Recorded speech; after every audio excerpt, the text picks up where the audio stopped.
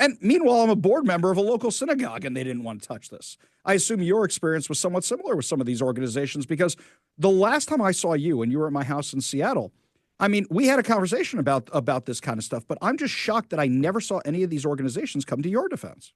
Yeah, I would say that of the biggest legacy organizations, Jewish legacy organizations in the United States, irrespective of your politics, the question must be asked. You have collectively raised billions of dollars.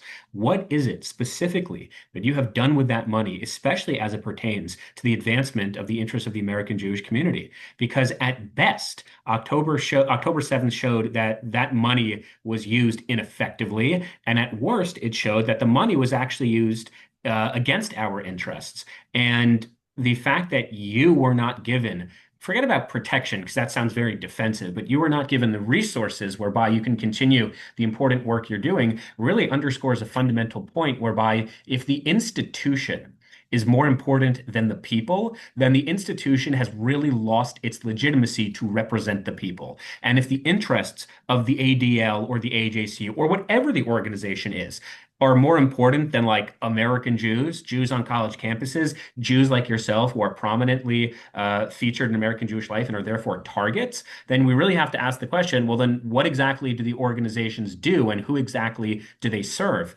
And I may have mentioned this last time we spoke, which is the Department of Government Efficiency, DOGE, their job is to root out the waste, the fraud, and abuse in all the governmental agencies.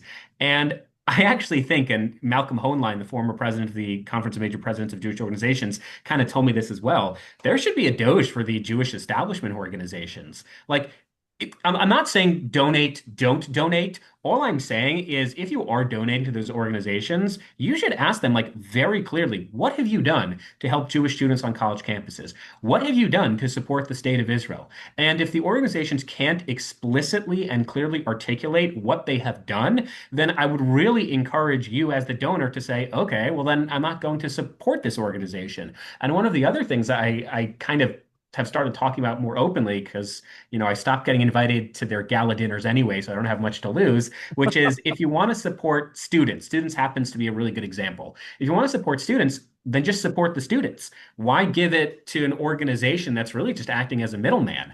Just give it to the students directly. Give it to the Chabad on campus because they know more than any organization what specifically the students need because they're basically comprised exclusively of students. So I think a lot of these legacy organizations need to be making a compelling case to the American Jewish community as to how and why they're relevant, as opposed to just assuming that we are going to continue giving in the way that we've given before. And the last point I want to make, sorry for the long answer, is I'm not out to get any of the organizations. I actually want to help them. I think if they succeed, we all succeed. But the writings, the red sirens are flashing.